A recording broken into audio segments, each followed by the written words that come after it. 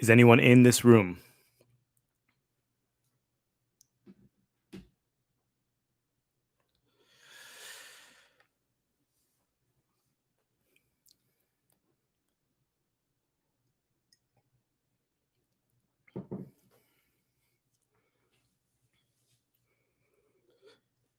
Seeing if anyone joins. This is a very impromptu live session.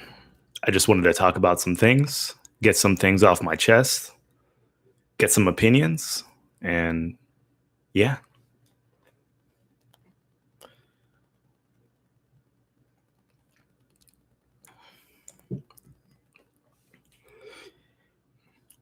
Maybe this is too early to go live. It's 11 a.m. where I am, Eastern Standard Time. John Anderson, good morning. How are you?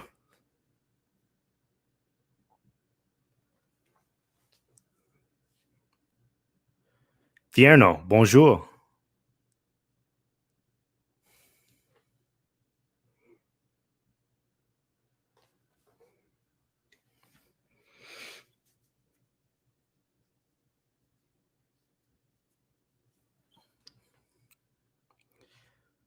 One out of 1,024. Let's do this. Max, good morning. How are you? I hope everyone's doing well today. Jean-Claude, bonjour. From Guinea. Glad you can join. Glad you're doing well, Max. It is Wednesday today, middle of the week. Guinea in West Africa. Beautiful, beautiful. I've been to Africa once, by the way. I went to South Africa, I went to Lesotho, and I also went to Namibia. But I've never, I guess I stopped over in Senegal, but that was a pit stop. I didn't really disembark from the plane. Just one of those things, you land in Senegal and then shot over to South Africa. But I need to make it to West Africa. I just did my ancestry DNA results. Well, I did it a while ago, and they update you every year. So, and my lineage comes from West Africa, so I need to definitely make it over there.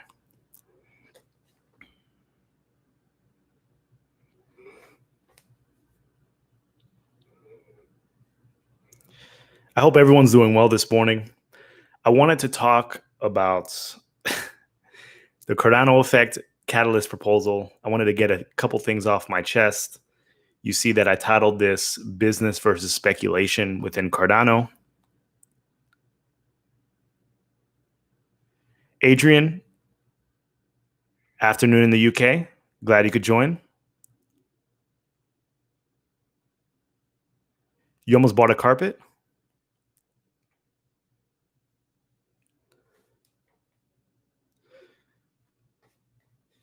Okay, so I guess I'll get started.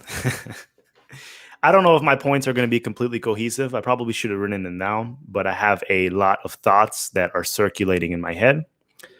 So this has been, I'm not going to lie, it's been an exhausting week and a half, 2 weeks. I am a little bit befuddled. I felt a little discouraged at times. I felt a little bit angry at times, just honest emotions. So I think I've settled down and I've collected my thoughts, and I'm going to share them with you today. So if you're not familiar, I made a video recently, and I was talking about the Cardano effect proposal on Catalyst, which is the voting platform that everyone's going to be able to use very soon to vote for proposals that they want to be funded. So currently, the Cardano Effect podcast is sponsored by the Cardano Foundation. We were looking to transition that sponsorship from the Cardano Foundation to the DC fund, or the decentralized fund, so we can be, in essence, 100% sponsored by the community. That was the goal. A lot of people did not read the proposal. It just is indicated by the comments. There were a lot of, there were a lot of rude comments, I'm not going to lie. And I'm a person, I've worked for every single penny that I have in my life. I'm just completely honest. Nothing's been given to me like that. And I don't expect anything to be given to me either. It is what it is. At the end of the day, it's your vote. Your vote matters. And if you choose not to vote a certain way, that's wonderful. But there's a line where it becomes disrespectful versus you just not supporting. And a lot of people are crossing that line, especially on the Catalyst platform and then now on Twitter. It's a barrage from all different sides. So it's I wanted to talk about it. I wanted to talk about my feelings. I wanted to talk about the proposal. And by the way, people haven't even realized that the proposal has been offline since October 4th. Rick and I decided to remove the proposal, and we're going to resubmit at a later time. We took the feedback in. A lot of the feedback, once again, there was some good feedback, but a lot of the feedback was completely missing the point.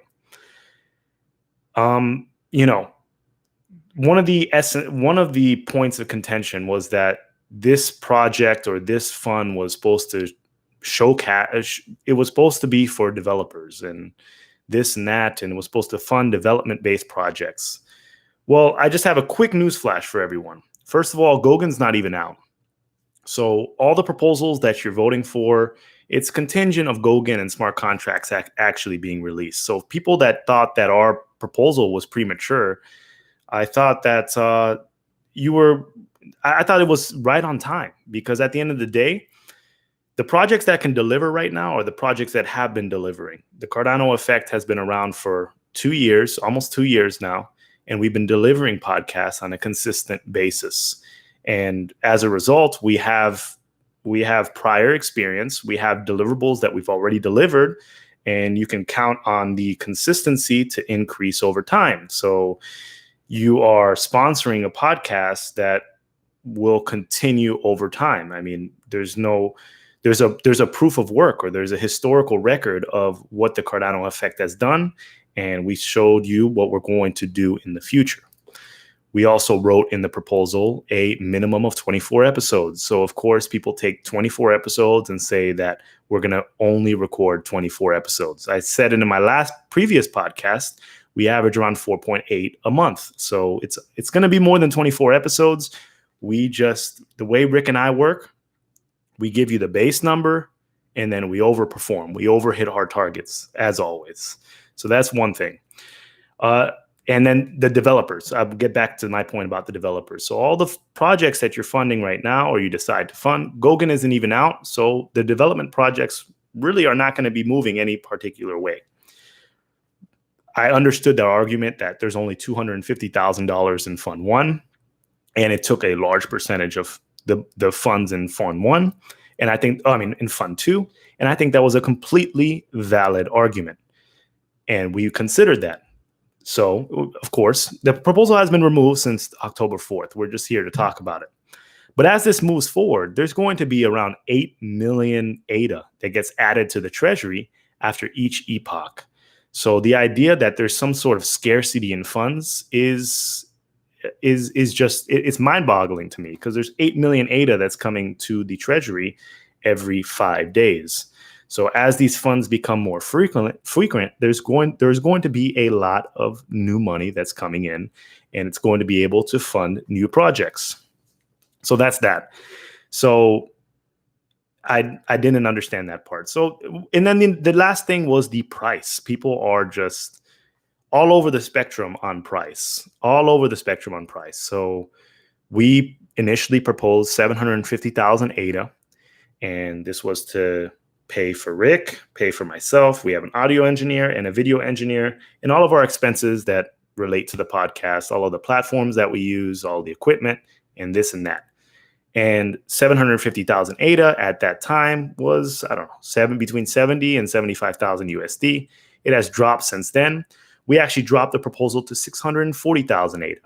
So we are now within $60,000 to $70,000 USD. And people were making a huge deal about that. Not really sure why.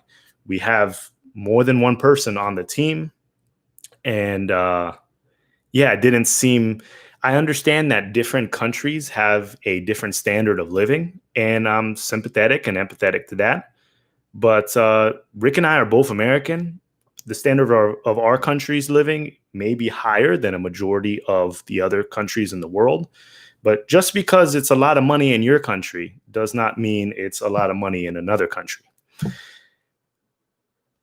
And, one of the things that Charles repeatedly said is he wants people to work within the ecosystem, have a job within the ecosystem, make money within the ecosystem, and automatically dedicate more time and make the ecosystem as good as possible. So that's what we all considered that. And I thought it was a very generous offer, to tell you the truth. Split it up, and you can do the math. A lot of people wanted line item breakdowns. What are you going to do with this ADA? What are you going to do with that ADA? That's not how business works. I mean, we gave you the list of items that we're going to spend our money on, but as far as itemize what we're going to do with each individual ADA, it's really hard to pinpoint at this particular time.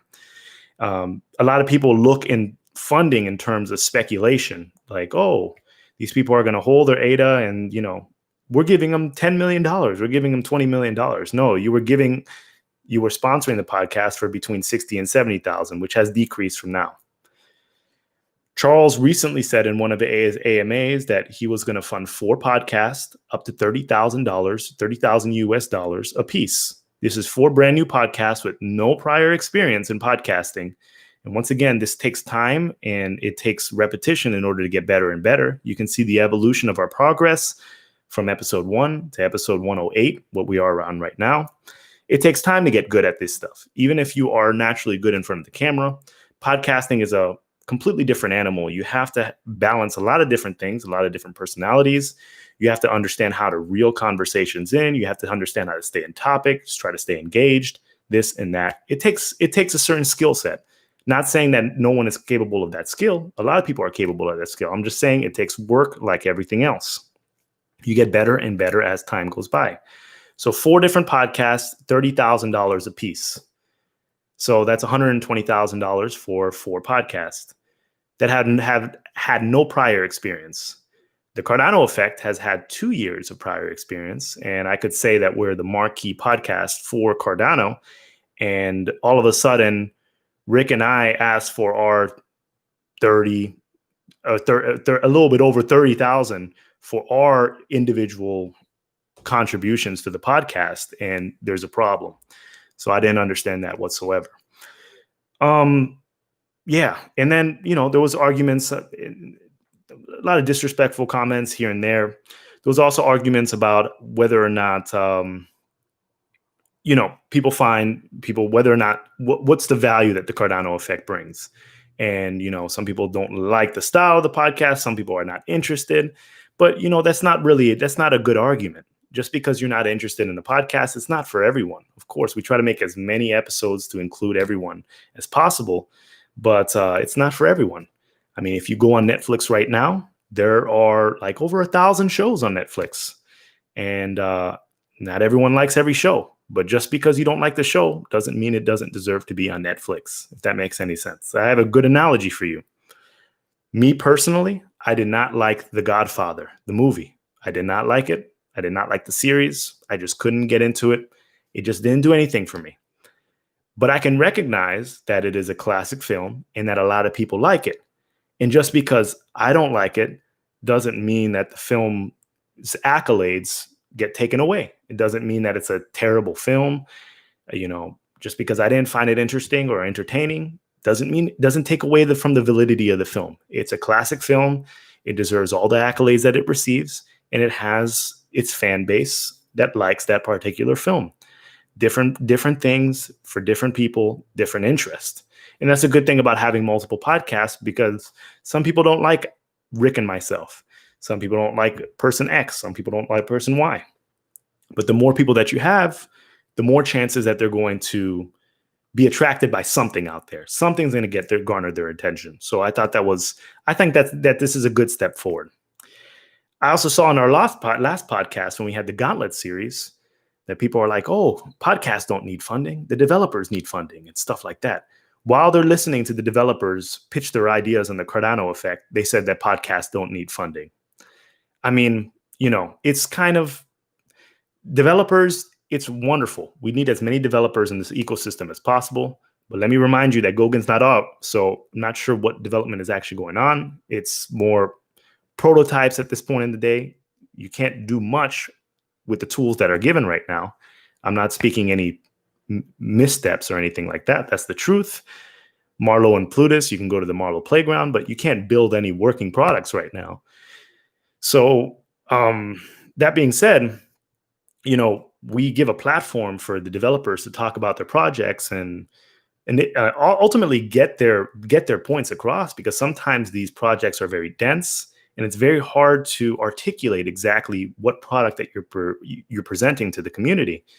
And I thought that the Gauntlet series was a conduit for people to come on the podcast and pitch their ideas. And it seems like it was well received in the respects that people understood the projects with greater detail. So you understand exactly what you're voting for. And I think it's a very important platform. Video mediums are probably one of the most important platforms right now in cryptocurrency. We have a podcast that is part of Cardano. Cardano has a 3 billion market cap valuation, and people are losing their minds because the podcast is asking between $60,000 and $70,000 USD for funding for episodes. It's crazy.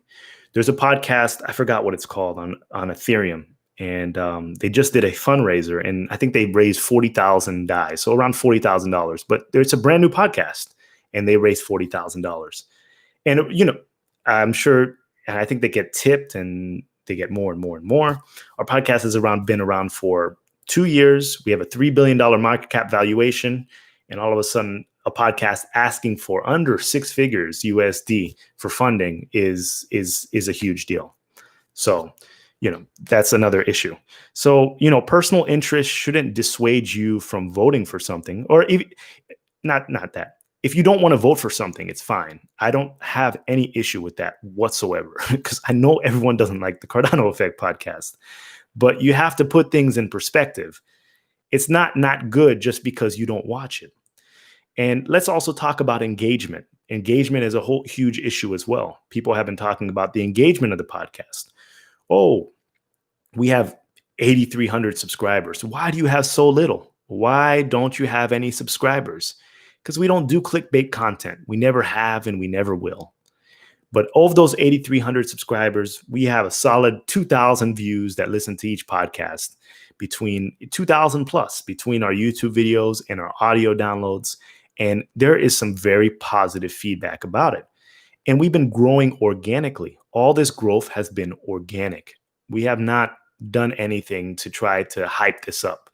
And we're never going to hit those numbers. We're never going to hit those Chico crypto numbers, because people dropped his name several times in the application, because we don't do that type of content. We don't. Rick and I could make clickbait titles, put clickbait thumbnails of us, sitting in a Lamborghini and coasting to our way to the moon, but that's not what we do. And it's why we've been able to get people like Duncan Coots and Philip Wadler and Caitlin Long on the podcast. It's why we can command people that are really accomplishing a lot of interesting things in the space, and we can ask them to come on, and it's not an embarrassment. It doesn't seem like a mismatch, because that's our lane. I'm not saying there's anything wrong with that lane, but that's not the lane that we've dedicated our time towards. So it's really quality over quantity. Now, if you want to argue that those metrics are not sufficient enough for you to vote for, that's fine. That's a fair argument. Another thing is the amount of money we're asking per podcast. First of all, we said minimum 24. I don't know if people understand the word minimum, but minimum is the baseline. Rick and I always overexceed the proposals that we do. We always overexceed the goals that are set. That's just the type of people that we are. But we like to put reasonable numbers and then hit and exceed our targets. And Rick told me something very interesting a couple days ago. And he's like, the Avengers movie does not take, the 2 hours Avengers movie does not take 2 hours to make. If you think that the podcast takes 1 hour to make, then there's a whole nother issue. Then maybe I think that we should have even more podcasts, because if it only takes an hour to make, all the people complaining should have their own podcast, putting in the work and putting in the message that they want to put in. But newsflash, it doesn't. There's planning, there's preparation, there's research, there's follow-up, there's follow-through, there's feedback, there's scheduling times.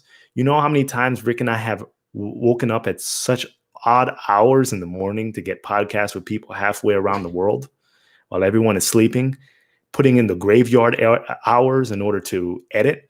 At the beginning, Rick and I were editing. I mean, we have video engineer and audio engineer editing now, but I was doing a lot of edits at the beginning. It takes a ton of time. Researching takes a lot of time. Coordinating schedules takes a lot of time. Reaching out and making sure that this person can meet with you on this date at this time takes a lot of time. We have another podcast scheduled for tomorrow morning, early in the morning. Rick has to stay up extremely late at the night because he's halfway across the world right now. So there's various different things that we have to do in order to prepare our podcast that you see. Some things are more complicated, especially when guests come on and their audio equipment is not there. And it's just not always there. We spent sometimes over an hour getting people's audio correct just before we record. And then all of a sudden you realize that the audio didn't even record properly. So you have to snip out the audio from YouTube, which is lower quality audio, and superimpose it. Or you have to snip out this audio and clip it. And there's pops in there and you have to remove the pops. It takes a lot of work. So that's that. So I don't appreciate when people act like we don't put any work into the podcast. What you see value in is what you see value in, and you're entitled to your own opinion. And by all means, I don't expect anything to be given to us at the Cardano effect, or I've never expected anything to be given to us or handed down. But there's a line between just disrespect versus critique or criticism. You don't want to fund the project. But don't say that's this and that. And I think the key is a lot of people, I think that a lot of adults that are invested in cryptocurrency, as you grow up from a child to an adult, you realize that adults are just kids with grown-up bodies. They still have the same fallacies that the kids on the playground had, the same fallacies that your friends in high school had.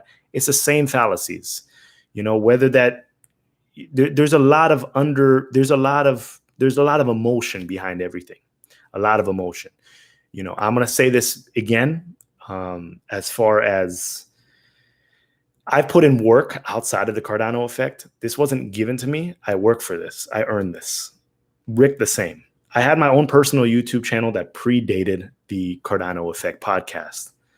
I don't record as much on this channel, but I've put a lot of work into that channel, and I've done things before it was cool. I didn't jump on the Cardano bandwagon. I was here in the middle of the bear market, in the beginning of the bear market. I was here, and you can check the calendar. And I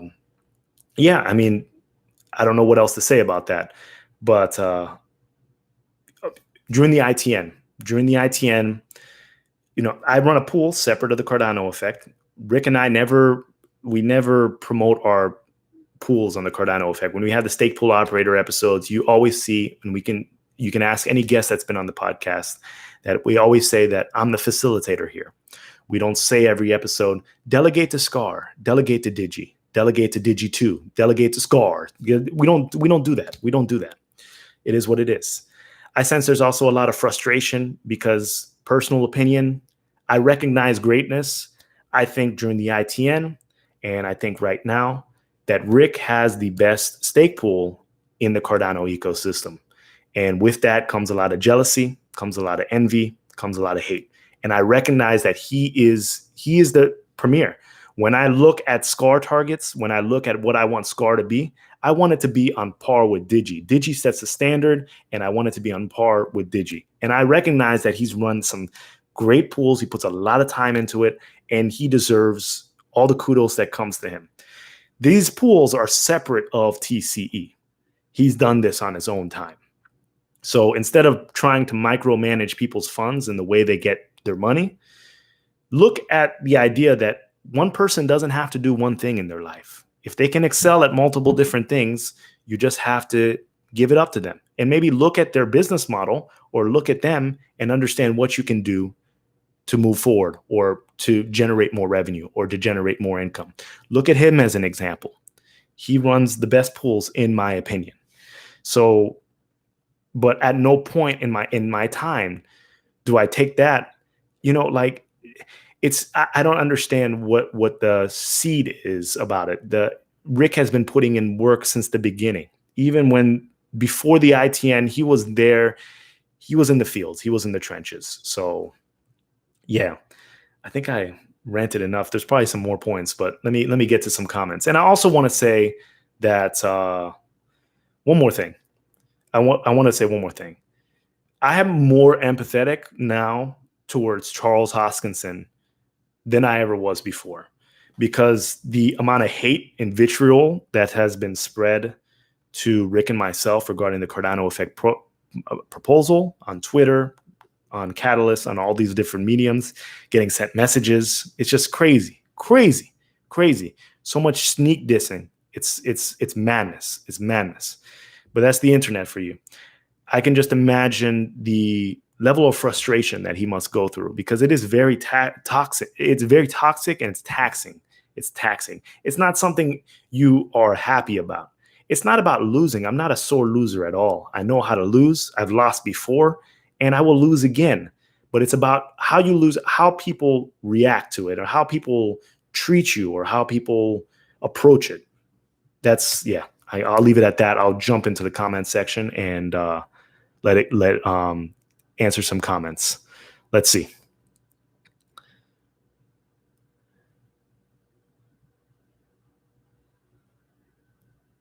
One out of 124. So 1024 says, I learned a boatload from the Cardano Effect podcast over the last 2 years. Thank you, guys. I appreciate you. I appreciate you. Jean-Claude, je suis français et je ne comprends pas l'anglais. OK. Oui, je parle un peu de français, mais pas beaucoup. But I think you're talking to Tierno. Crypto Simp, what's up, man? How you doing? Just for You says, is it more beneficial if we split many delegates instead of delegating to one pool? It's up to you. It's up to you. It's a hassle for me personally to have so many different wallets.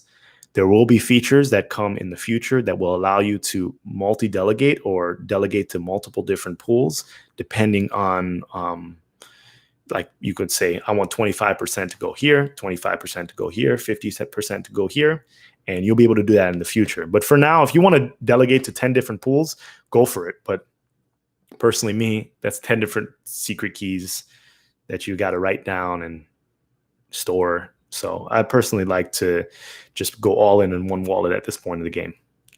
And, I go all in SCAR anyway, so I don't really, but it's up to you. It's up to you. Linda, thank you. Thank you. I appreciate the support. I appreciate the support. Alex Finland says, make him an offer he can't refuse.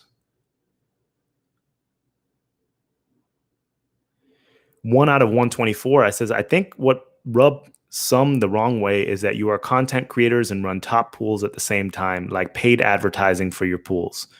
So our channels before, you're saying that we shouldn't have never ran them. That predated the Cardano Effect podcast. Never run them. I don't understand. I'm an entrepreneur. I don't get married to any particular thing. It's called diversification of assets, diversification of time, diversification of work. Stake pools are not a full-time gig for me.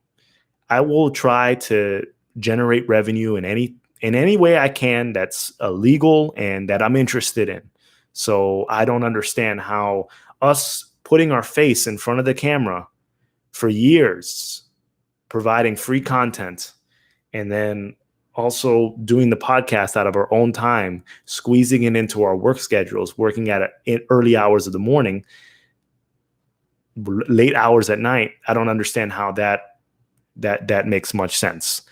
We don't advertise our stake pools on the Cardano Effect. It is what it is. We never say delegate to SCAR or delegate to Digi. Watch all our stake pool operator episodes. Rich Kong says, why do you look like Gustavo Fring from Breaking Bad? 1 out of 1024 says, the last 2 years could not separate your business from educational podcasts. Hell, I wanted to hear about the issues you were running into. Max Lenberger says Gauntlet series is top notch. Glad to hear that. Glad to hear that. There's going to be another Gauntlet series on Saturday. Saturday at 8 a.m. Eastern Standard Time. Give or take 20 minutes. We're going to be calling in early to train the guest on audio and stuff like that. But if we're a little bit late, please understand it's because we're doing sound checks. Some of the guests, it's their first time ever doing a podcast or appearing on camera. So we just need to make sure the setups are correct.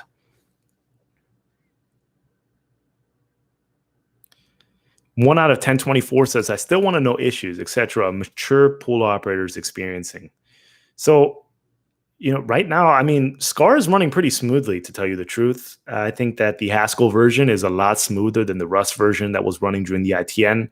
That was all over the place. I still don't really understand this luck thing. Sometimes it goes up. Sometimes you have over 100% luck. Sometimes it's under. I don't understand. I think that over time, everything's going to even out. But,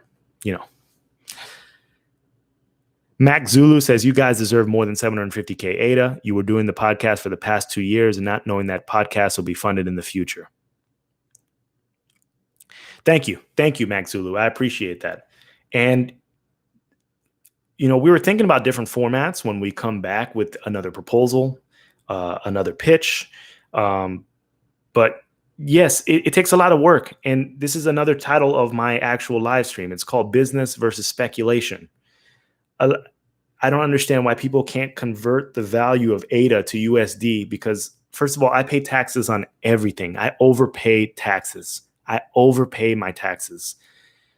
A lot of people don't recognize their tax gains whatsoever. But as soon as I get a chunk of ADA, I've got to recognize that and pay that as taxable income. I got to sell that asset. I got to recognize that as income.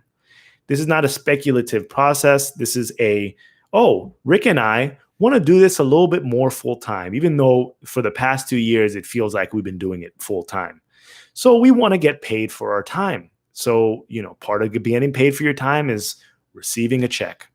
And I'm sorry, I refuse. I don't understand the people that see that, Charles literally said that he's funding $30,000 for 4 different podcasts, brand new. And then when Rick and I asked for our share, it's just an abomination. It's just madness. Christian says, hey, Philippe, I think part of the issue is some people, especially hodlers, who expect the price of ADA to increase to all-time highs and beyond, look at ADA as if it's $1.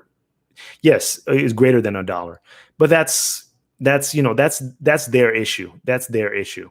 Anything could be held on for a long period of time. I mean, what's the difference between getting paid that and getting paid in USD and just buying ADA and sitting on it and saying it's going to go high? And it also can go back to 2 cents. So if it goes back to 2 cents, then we're practically working for free. It is what it is. Rick and I have bills. We have our own expenses that we need to go through. I'm living my own life as far as, I'm supporting myself. I've always been supporting myself. I'm doing this. I'm doing that. I'm making sure that I'm accomplishing my goals. And part of that is to generate revenue. And because you live in a country or in a place that may be less expensive or the cost of living may be less expensive, doesn't preclude the fact that you work, you should get paid. It is what it is. It is what it is. And like I said, there's $30,000 for 4 podcasts out there. So if you need some funding, go out there and make a podcast. Go out there and put yourself out there.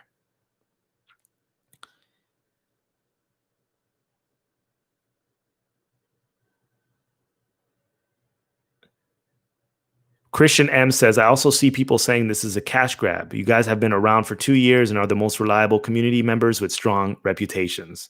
Yeah, I don't really understand. Yeah, thanks for making a great point. I don't understand how this is a cash grab. I would understand if we were asking for $1 million USD, but are we really? Convert it. I don't know. Tyler Nelson says, Chico crypto-like channels get people in a frenzy. Usually the 18 to 27-year-old range, channels like that. Yes, that is true. That is true.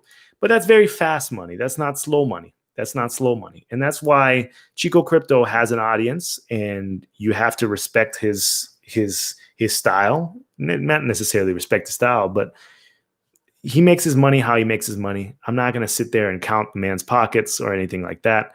He found a niche, or he found a field that he wants to do. I can't do that. I can't do that.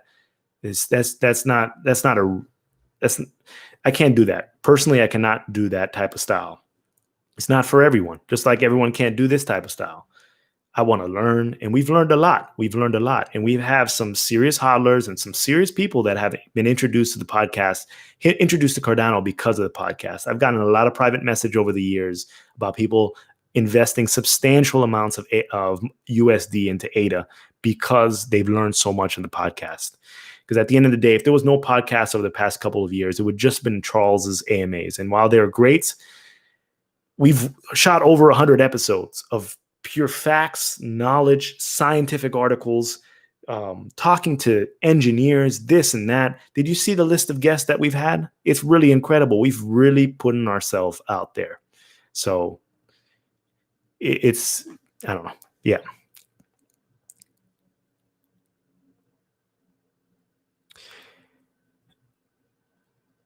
Crypto Simp Swag Stake Pool says these funds are not going to be held. They're going to be converted to USD in real time to cover expenses. The idea we should be factoring is the potential price discovery of ADA. Yes, if I wanted to speculate on ADA right now, I would go and put the money in and wait for X amount of time, which I already have. I already have my bag of ADA, and it is what it is. I already have my bag of ADA. Speculation is different from business. When you're running a business, you need to pay for your expenses. I need to pay for my taxes. I need to pay for my time. I need to pay for this, that, this, that, this. And Rick needs to do the same. Audio engineer, video engineer, the same. It is what it is.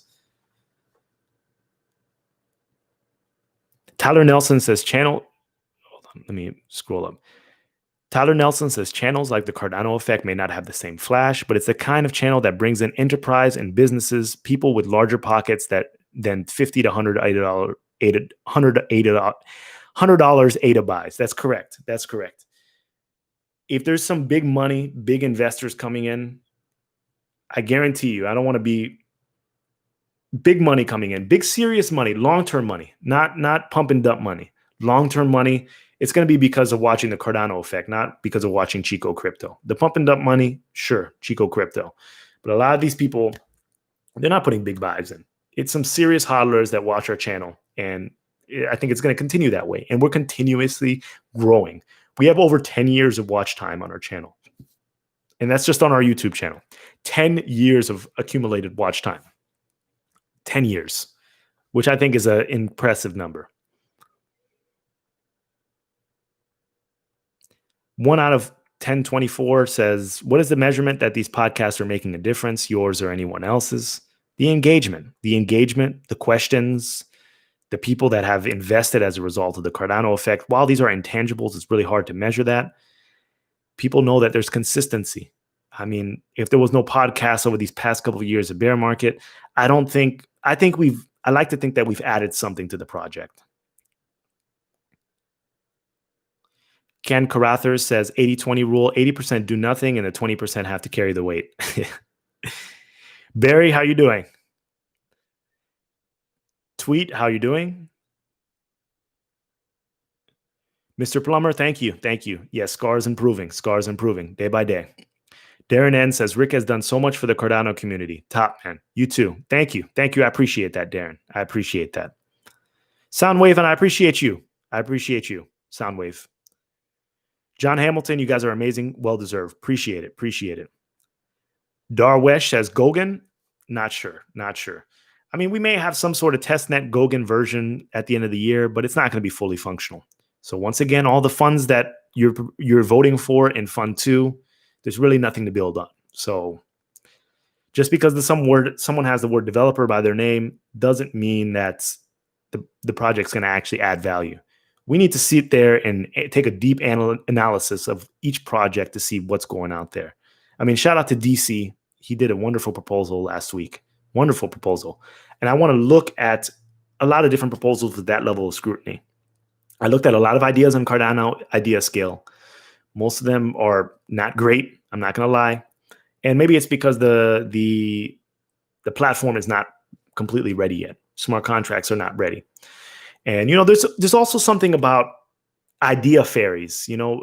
Rick coined the word to me, and it's this idea that a lot of people have wonderful ideas, and I don't want to call you an idea fairy if you have wonderful ideas. It is what it is, but I don't want to be disrespectful. But it just goes to show you that there's a difference between having an idea, even as a developer, and then the actual execution of it. The actual execution. We're bringing on a project this weekend on the Gauntlet that has some sort of execution behind their project. So we're really going to take a deep dive into it. But just because someone's a developer doesn't mean the idea will actually ever be created. I want everyone that's not familiar with this to actually go to the Dash video that we shot and recorded. And they talk about governance and some of the pitfalls and some of the things that they've had to deal with over time. And I thought it was very interesting. I think it's spot on. It's spot on. Don't micromanage projects. Give people room to breathe. And at the end of the day, people that just come out of nowhere, those are the people that are more indicative of cash grabs than anything. Build a little reputation for yourself, then ask for funding. Show a little bit of work in the community, then ask for funding. Eric, appreciate you.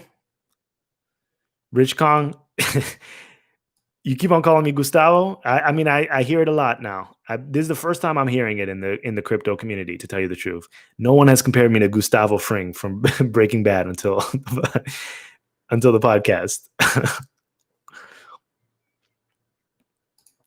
Tweet says, I'm trading last night. I got 10K ADA. If I have to wait for reward, it will take like 4 years reward, I guess. It takes like 3 epochs to start getting rewards when you start delegating, if that's what you're referring to. Mr. Plumber says, I wish all rewards you could auto-populate to a separate wallet. Okay, that would be a cool feature. Rudy Rosel says, your best guess on when Gogan? I think a test net by the end of this year, but I don't think that's going to have any serious functionality. But I'm thinking maybe Q1, Q2 next year, 2021. Thank you, Rizwan. Max Lenberger, can you tell us more about your business? Like outside of Cardano, or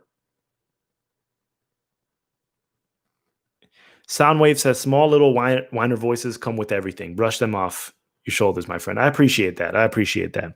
It's hard. I envy. Sometimes you look at these like young YouTubers that are making tons of money online for doing these things and providing entertainment. You're like, oh, wow. I'm guilty of it. Like, does this person deserve this much money for what they're doing? But they're obviously providing some sort of entertainment to their audience. So maybe this experience has opened my eyes to understand exactly different people do different things. And just because you don't value something doesn't mean it's not valuable. And I know why all these little, these young YouTubers, these young people, they have such issues sometimes dealing with all the critique, because it's hard to focus when people are just lambasting comments towards you, and just some of them are just nasty. And yeah, you really have to have your head on your shoulders. It's not. It got me a little upset. It got me a little heated. I've calmed down, but I take losses. I'm not a sore loser, and it's fine. We pulled our proposal, and we're doing what we think is the right thing to do. Max says, to say being on camera is emotionally taxing is an understatement. We appreciate you. Thank you, Max. I appreciate you too. Just for you, thank you. Mike, appreciate you.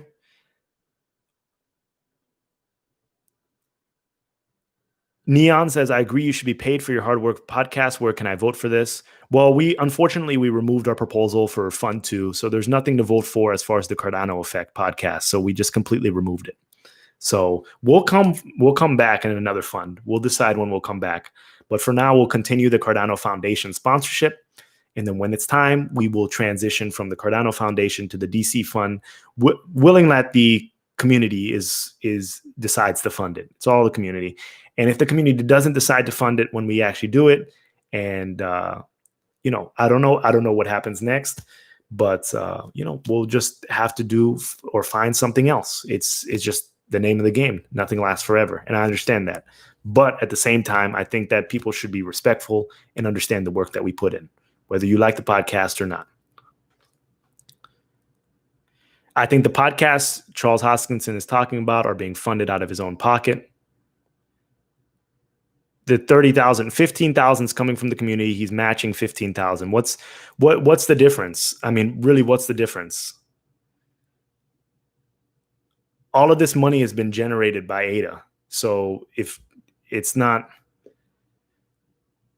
so because we're not eligible for that 15K, so you're telling me we deserve 15K. So these other podcasts that don't have any experience, they deserve 30K, and Rick and I should get like 15K a piece. That's basically what you're saying. And that's just, I don't know. Soundwave says this will always be an ugly reality bidding in a governance environment. No hidden foreman to pitch. You got to do it in front of these hecklers. Yes, definitely. Mr. Plumber, you got back pay, LOL. Well deserved for working all those Sunday AMs. Thank you. I appreciate that.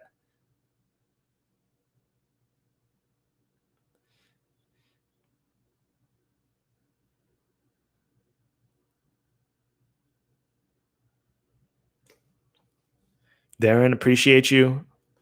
Mike P, you have been doing an amazing job. Keep up the positive energy. Thank you.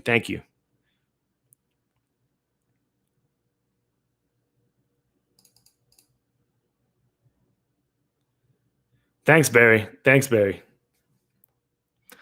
Blue Stratman says, once we're decentralized, we'll vote and change the rules. But for now, there's nothing we can do.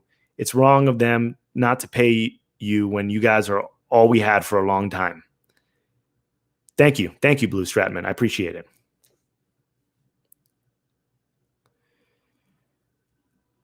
Tom says, and what do you think about the partnership with SingularityNet?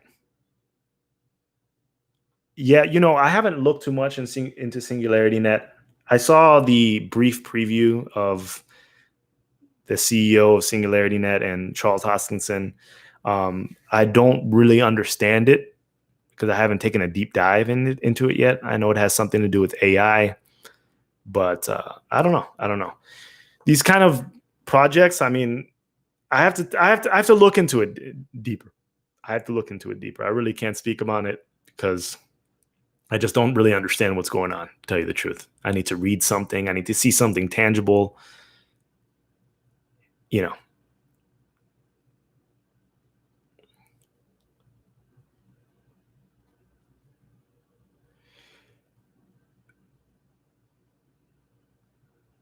Sandra Studio says most of the YouTube does not bring value. One used to post videos because they enjoyed it, not to make money. Yes. Once again, I will read you my YouTube stats since the beginning, since the inception of my channel. And I probably should turn off my YouTube stat. I just keep the ads running, to tell you the truth. It's not really that much of a I don't even know why. I mean, it doesn't generate much revenue at all. It doesn't. It really doesn't.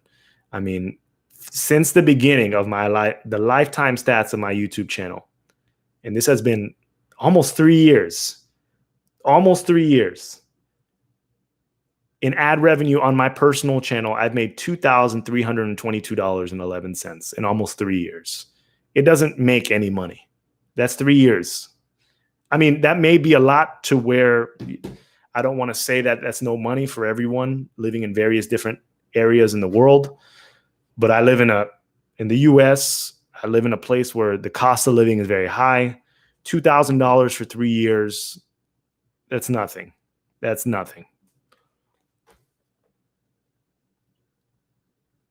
Crypto Simp Swag Stake Pool says, have you pulled the proposal indefinitely or to reassess?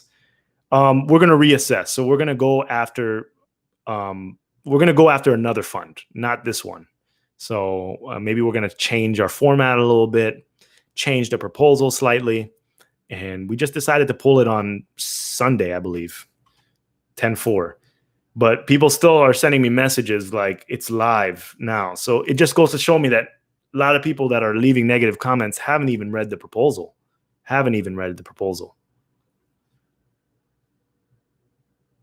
Big Pay says, I didn't hear that you have pulled your proposal. Why have you removed it? We're gonna go for another fund at another time. At another time. Tony Canali says, I'm late to this. Are you not getting funding? We pulled the proposal, so we're not getting any funding for this fund too. But there's just been a lot of comments, either on Twitter and Catalyst, people sending private messages, just nasty messages. So I just thought I'd come over and talk about my feelings and stuff like that. Rudy says, we get what we pay for. Hang in there. Yes, definitely. And, we have to put things in perspective. The market cap is $3 billion US. So our proposal is chump change. And I honestly think that we under asked for what we're going to provide. And if you want people to start making full-time incomes and full-time livings within Cardano, you have to start motivating people. There's nothing more encouraging than saying, look, the two guys that started the Cardano Effect podcast, that have been there since the beginning, that have pulled this podcast out of the mud and created this, the podcast guys, they're making this money. All of a sudden, they're making a livable wage on Cardano. If the podcast guys can do it, then wow, the developers are going to come in, and these people are going to come in. The entrepreneurs are going to come in. But now everyone wants, let's build. We need some developers on Cardano, and we do. But developers get funding, fund 2, and then what are they going to build on? Goguen? Goggen's not out, everyone. It's just Shelly. So people talking about timing of our podcast, it's just Shelly right now. So trying to figure that out. As the fund increases, as we go from fund to fund to fund, there's going to be around 8 million ADA that hits the treasury every epoch, every 5 days. So I don't know. It's one thing to look at.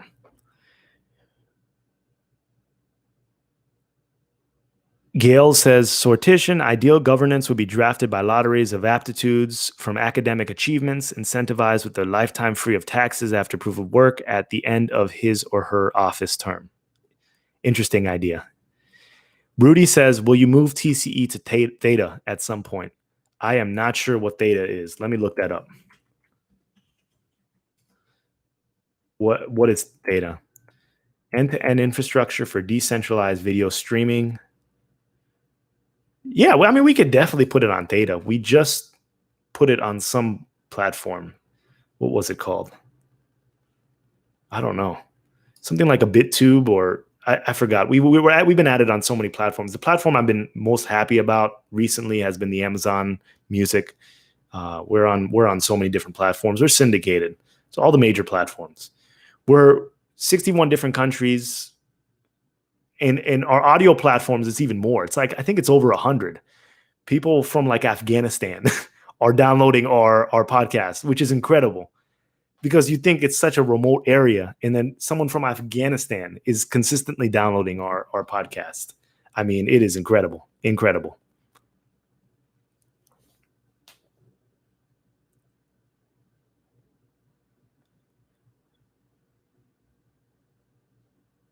Stacy Wright says, until Goggen's singularity does not make a difference. Yeah, I mean, smart contracts won't make it. Yeah, smart contracts need to be implemented. Amer says, big fan of yours. Bro, there'll always be haters and nasty people out there. I know it's hard to avoid them, but you must move forward. I appreciate that. Thanks for being stand up. I appreciate that, Amer.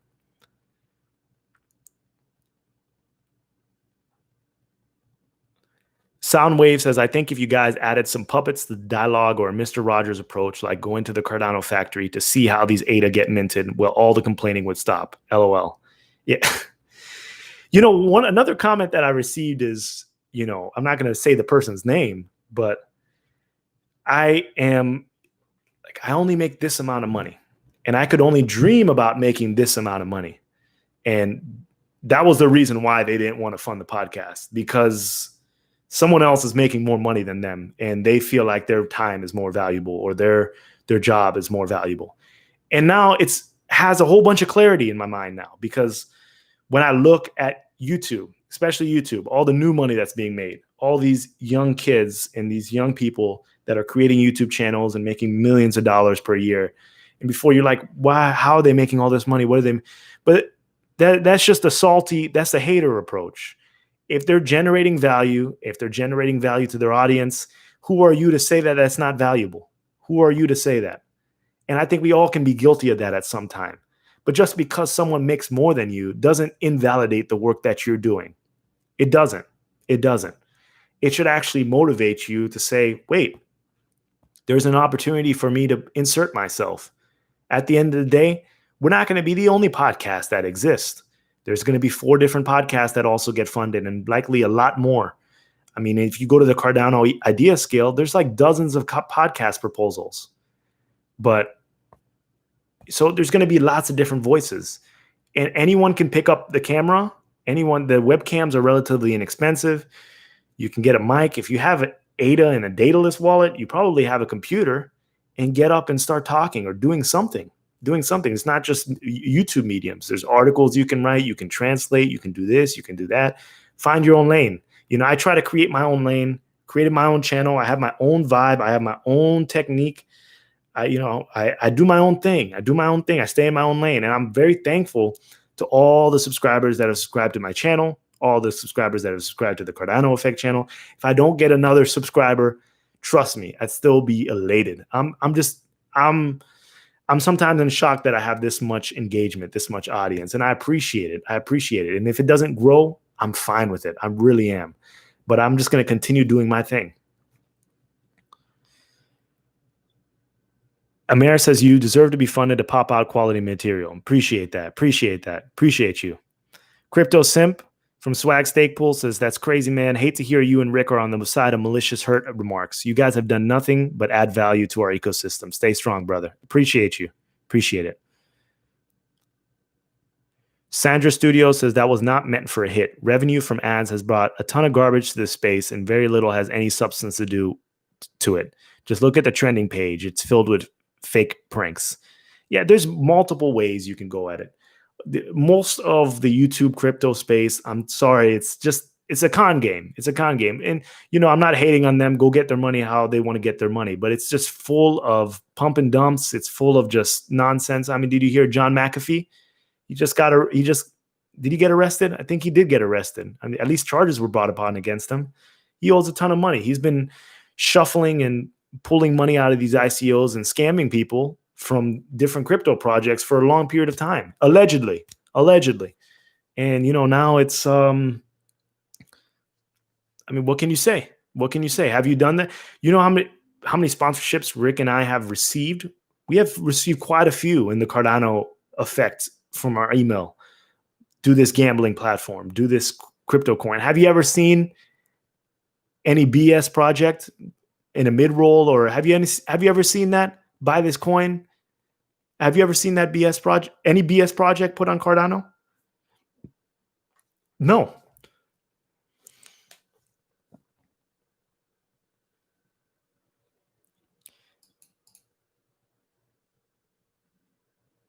Steven says, I believe that CE was introduced through the Cardano Foundation and sponsored to them. It should remain as is. The funding should be used for development and not podcast, at least for now. And that's fine. And there's a respectful way to bring that point. And it wasn't introduced by the Cardano Foundation. We've been there for longer. So you're obviously not familiar with the Cardano Effect because it's been around for 2 years. We were first sponsored by IOG. We willingly moved over to the Cardano Foundation. That's the move we wanted to do. Because we felt like, it should be a community-sponsored account. It should be a community-sponsored podcast. Now we feel like we need to move to the DC fund. So you need to check in our previous portion of our catalog, and that's a great opinion to have. It is a wonderful opinion to have. But at the end of the day, we want to move from there to the DC fund. There's going to be plenty of money in the DC fund. This is a community-based podcast. It represents the community. Everything that has been, the logo was designed by the community. We had a logo contest. Everything was designed from the community from the beginning. And we try to bring as much value as possible. So that's where we feel like we belong. And we are also going to provide a great light for all these other developers to bring their projects on the Cardano Effect and ultimately get more and more funding. You ask for a drop in the bucket in order to provide a whole bucket of water for the audience. I think that's a good I think that's good ROI. I don't know if you missed the last episode of The Gauntlet. We had DC there, we had Mark Stopka, and we had the guy from Rena on there. And we learned a lot from there. And we're going to have 3 new guests on Saturday. And you're going to learn a lot from there as well. And if you don't, that's fine. If you don't want to watch it, that's fine. But developers' projects need to come to the light. They need a medium to come to the light at the end of the day. Because most of it is just going to be lost in space. It is. It is what it is.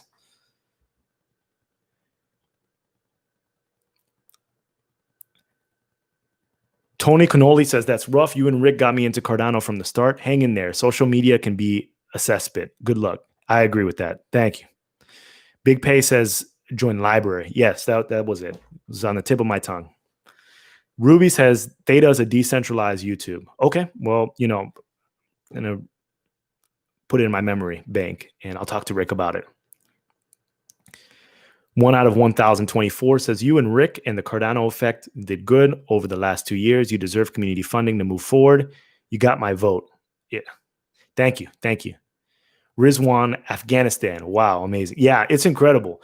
The country list that our downloads, our audio downloads, our high quality audio downloads have downloaded from is incredible.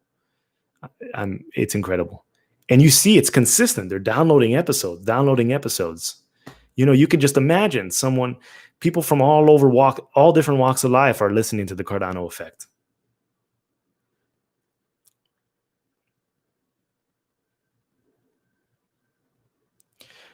Pay says, I think this will get worse as the community grows. Most of the comments are negative and don't help construct anything. Do you think there's room for comments on projects at scale? It's tough. I mean, we created a lot of buzz with the TCE proposal, a lot of different comments, but as far as like filtering comments for projects for valid projects, it's very difficult to do. I mean, when we were filming the Dash episode, they basically said that you need to respond to comments that are like solid comments within a given time period, and then you just need to let it go, because afterwards it gets repetitive and you need to just refine your proposal to make it easier. But as far as just having a solid flow of well-developed comments to help you actually improve your idea, I don't know how it's going to get done in the future. Not sure how.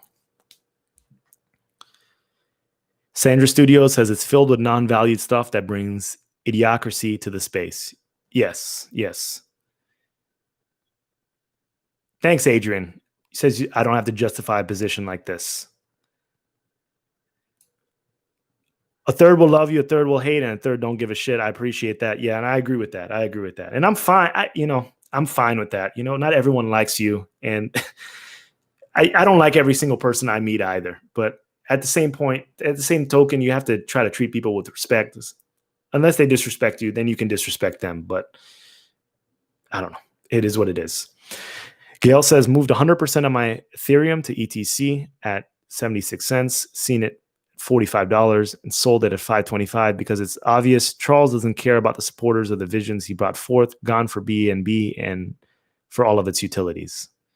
Oh, well, I mean, there's a lot of projects out there, so do what's best for you.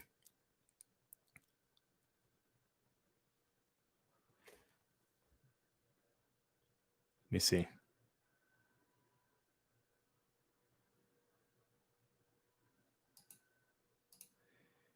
Thank you, Colette.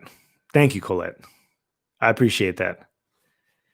Gail says, you're a quality person making quality content. Appreciate that.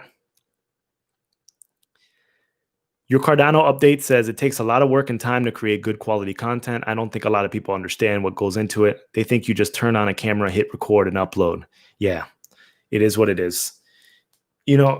Everyone feels like they can do everything in life, and they don't realize it's a process. It is a process. I think there's this mentality that,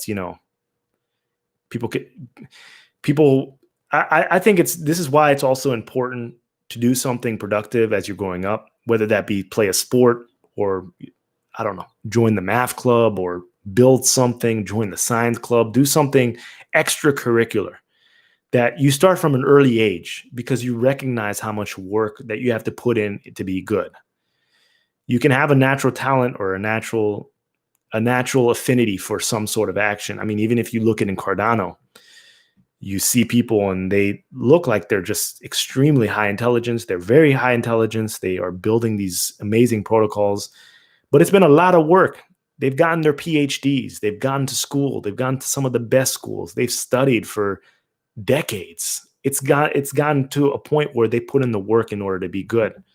And I think most people can be very good at something if they just put in the work, but they need to actually put in the work in order to understand how much work needs to go into something to get good.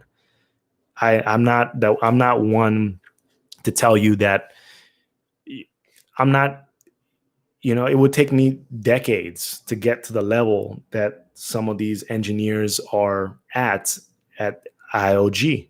I would have to go learn things from scratch and go to school and figure things out. But I can't do that overnight. And it's not something I'm interested in doing, but I recognize the work it's taken to get to this particular point. It's a lot of work. It's a lot of work. So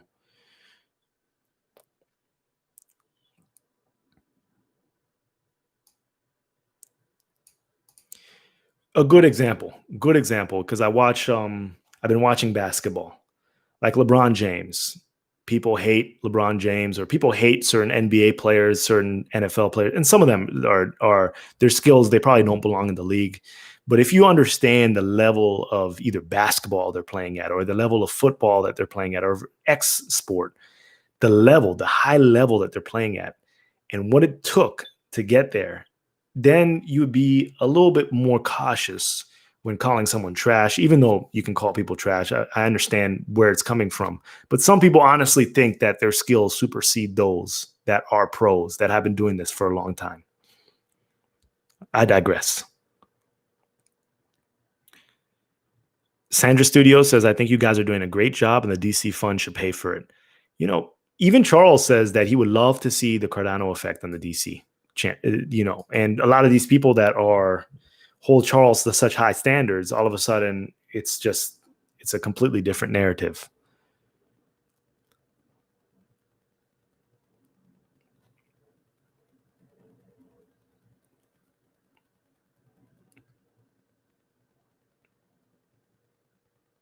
Sandra Studio says, it's not smart to bite the hand that feeds you. I personally feel if the DC fund paid for the podcast, we would see more feet held to the fire. Yeah, that's fine. I agree. Colette says, I view you along with a few others as committed to the project and necessary for the general population like me to keep in touch with developments, etc. as we move along. Yes. Yes.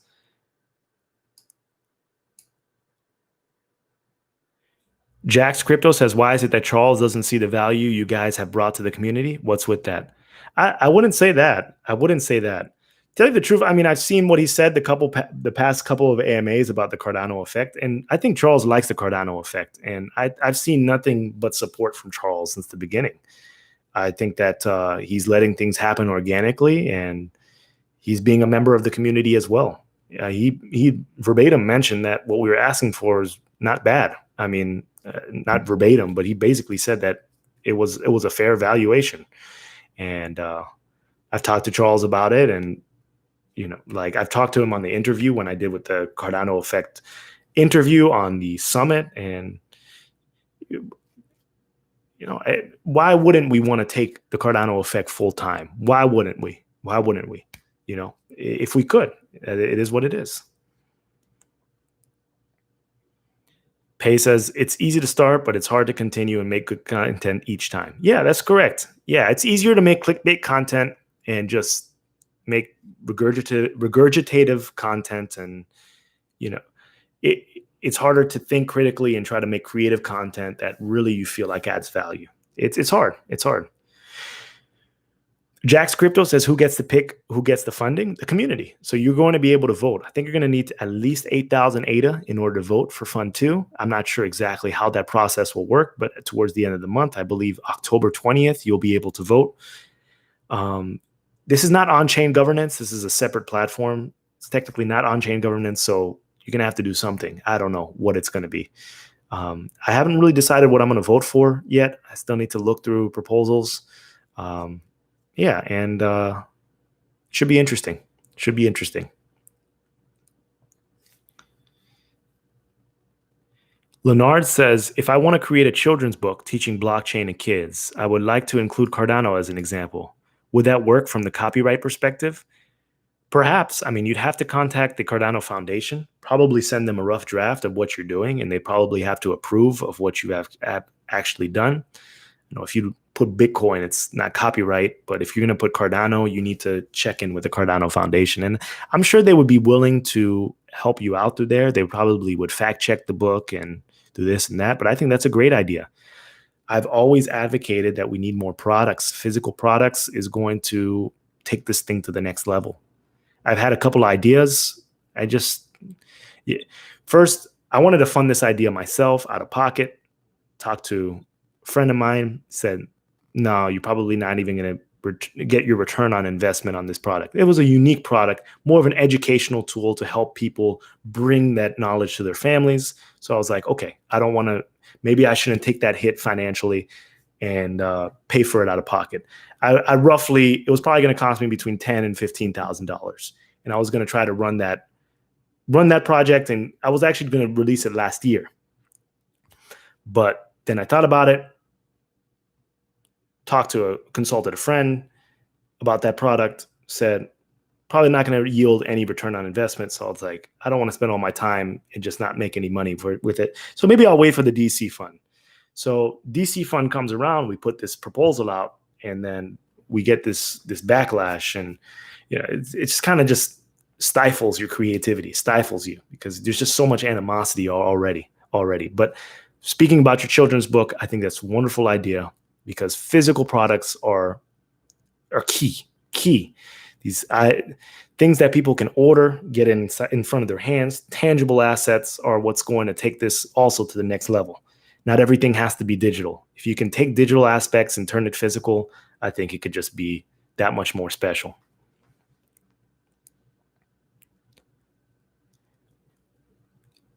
Chris Gibson says, I've always wondered why you chose Cardano over, say, an EOS. EOS seems like a quiet giant. Cardano seems loud and intellectually smug. I mean, Cardano seems, first of all, Cardano is more decentralized than EOS. And the vision of Cardano, I felt, was always grander than EOS. And I don't know too much about EOS, to tell you the truth. It's not like, what I know about EOS is they don't have a lot of like block producers. Like it's, I don't know, is it 20, 21 nodes that actually generate blocks and generate revenue? It seems a little bit more decentralized in Cardano. It seemed a little bit more experimental in Cardano. It seemed more ambitious. So those are some of my reasons. Says, is Unitrade any good? Colette says, in Ireland, by the way. Awesome. I've only been to, I went to Ireland on my way to Edinburgh. I stopped in Ireland for, I think my layover was like 6 or 8 hours. So I stopped in Ireland briefly, but I need to go back. Is Unitrade any good? I don't know. Rizwan says, so I have to pay 8K ADA if I want to put in a vote.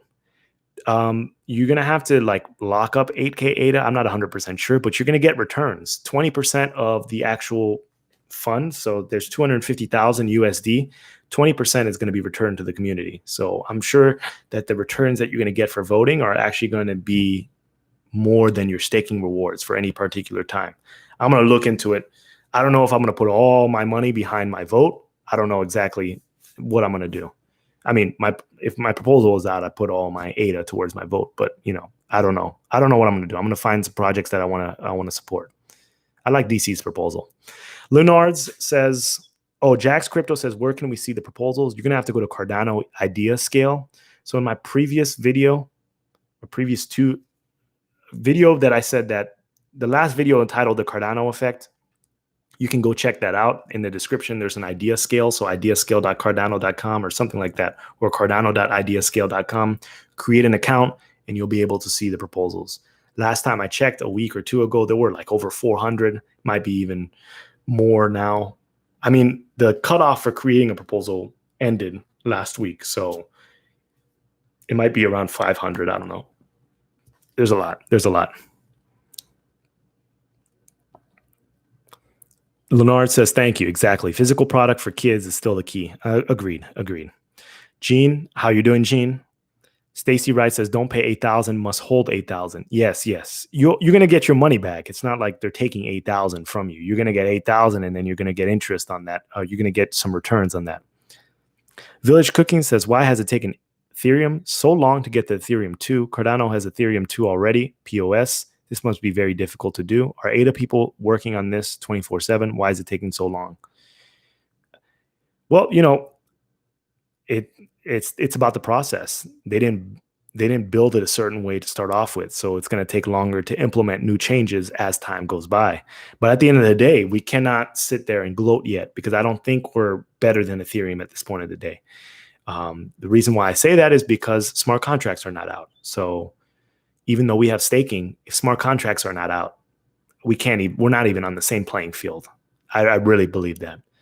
Reason why Ethereum is killing it, even though their fees and their gas is high, is because they have smart contracts. We need smart contracts in order to level up. Rich Beer says, hi, Philippe. I'm delegating in Scarpool because of your interaction with the community through your podcast. I appreciate that, Rich. I really do. I really do. Thanks for the support. Thanks for the support.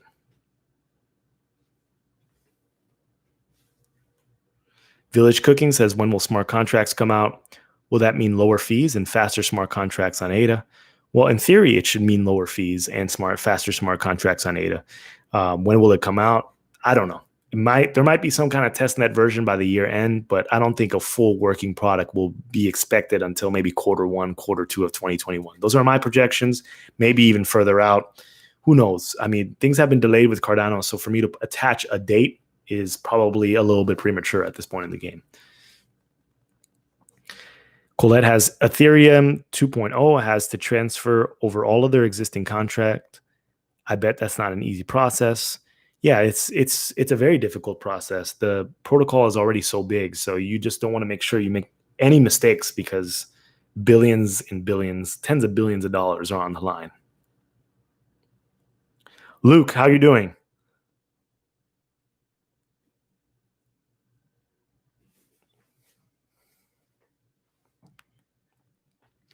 Village Cooking says, then will DeFi projects start on Cardano instead of Ethereum? Will everyone port over? DeFi projects will start on Cardano for sure. Will everyone port over? I don't know if everyone will port over. I think there's some sort of network effect that Ethereum has gained already. So the more users that we have in Cardano, the more willing that DeFi projects will move over, in my opinion. So the greater the community that we have, and we do have a big community. We do have a lot of members. So there will be some DeFi projects for sure. For sure. But I don't think it's going to be a mass exodus. It will be some, but I don't think it's going to be a mass exodus. And I think people are going to be building on both platforms, Ethereum and Cardano.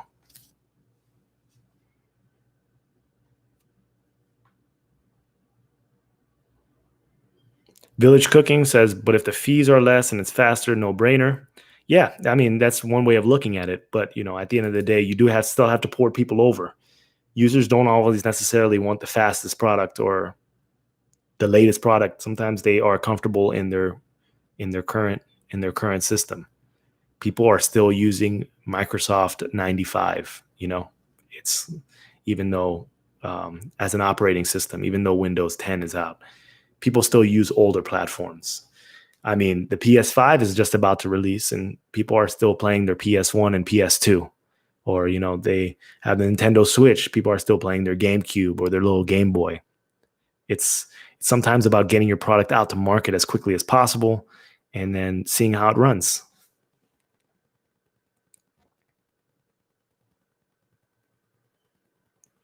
Luke says, yeah, good. Hope you're doing well. I'm doing well, Luke. Thanks for asking. We do have a great community, always growing, slow and steady. Daily, we won't see much change. The change you see is when you look back over the last year. Correct.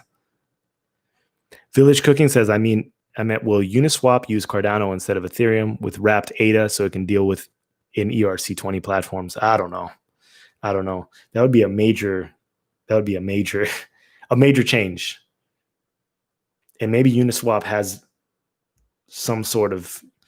I mean, I think they may offer some auxiliary products, but I don't think they'll just remove that Ethereum based platform. I mean, Uniswap is, at the end of the day, they're getting a ton of fees from doing these swaps with Ethereum. So I don't see a great incentive for them to move to a faster and cheaper product. Maybe a new product may emerge, or they may have to offer this as an auxiliary service. But at the moment, I don't know.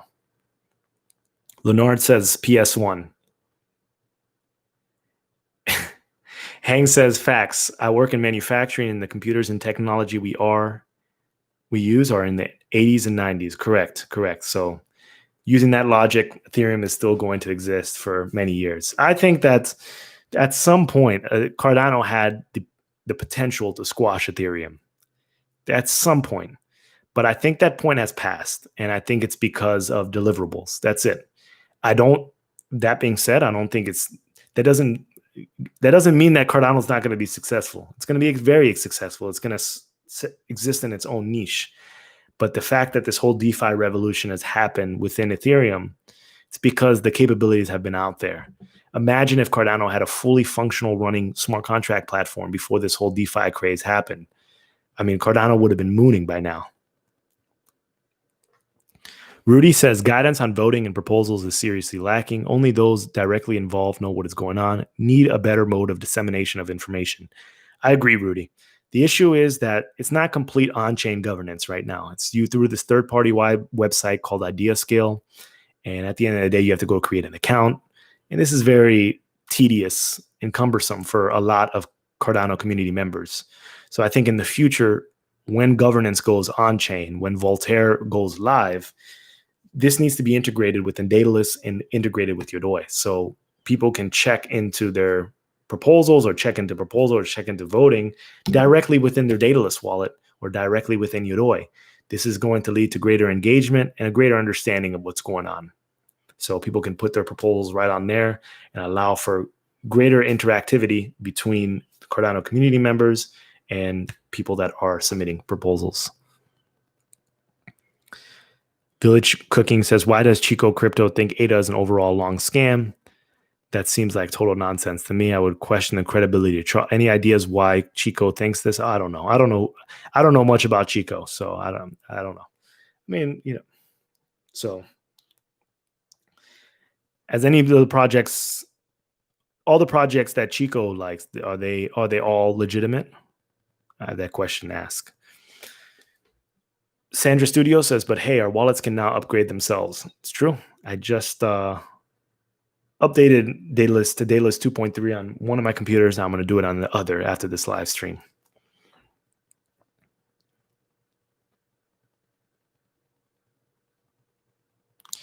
Village Cooking says scam in the sense of just paying people's salaries, study, research, and tinker, not a straight up rug pull or organized scam. Yeah, well, I mean, scam is a heavy word, so you probably should change his word choice. You can think that the project is not successful or project is not focused on things that they need to be focused on, but that's completely different from calling something a scam. When I think of scam, I think that you buy something and it doesn't exist. I mean, if you go to the store and you buy a package of, I don't know, rice or something, or food, or you buy a toy and then you open the box and there's nothing inside, it's just empty air. That's a scam, or Lay's potato chips. You buy a bag of Lay's potato chips and 2/3 of it is air. Maybe that portion that's air is a scam. But when I buy ADA, I know that I can transact. I can sell ADA for different cryptocurrencies. I can move it to Daedalus. I can move it to Yodoi. I can send it to people. I can stake. There's more functionality coming out. They are working on smart contracts. It's not like they're not working on anything. While it's slow, you can say it's slow. That's one argument to be had. I don't think it's necessarily a scam because I still have control of my ADA. So, and at the end of the day, it's been a while, and IOG hasn't have it. IOG, one thing you could say about IOG, they haven't dumped on anyone. So,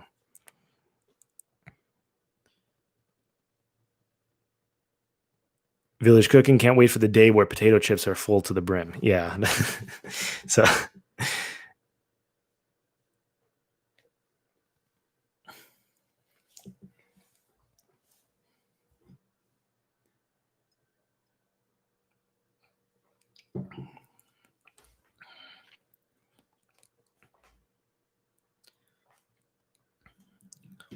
what are some of the projects that people are looking at in idea scale that they would like to fund? And I also would ask anyone if they liked any particular project in the last Gauntlet series, if they were able to watch it. Do you have an affinity toward any one of those projects? Is there anything that I should look at that I haven't looked at before that wasn't on the Gauntlet? I'd like to hear everyone's thoughts and opinions. What are they looking for? What are you guys looking at? What guys and girls, what are you looking at?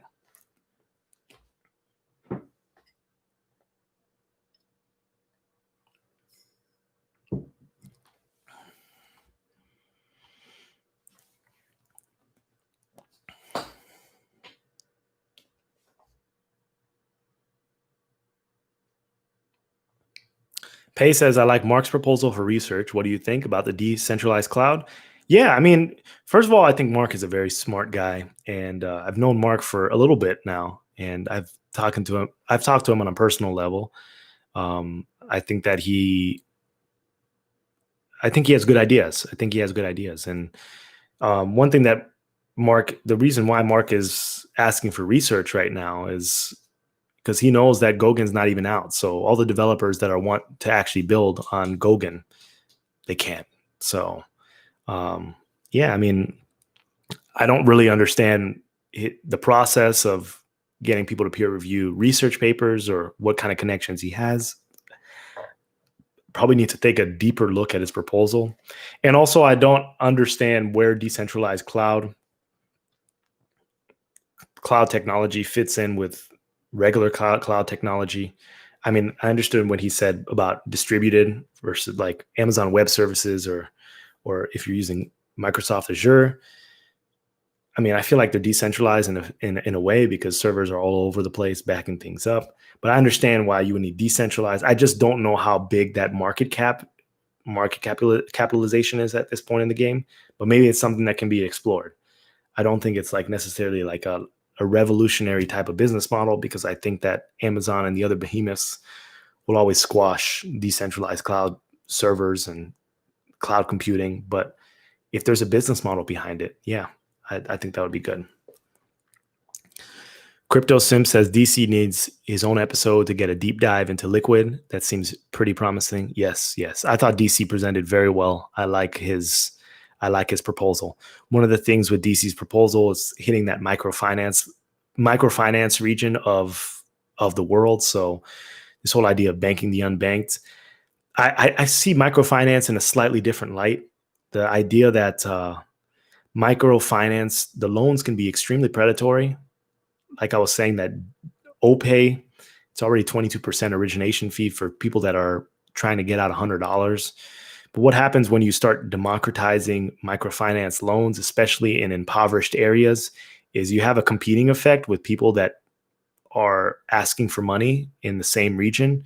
And then it's not necessarily that the productivity of that region can get any higher.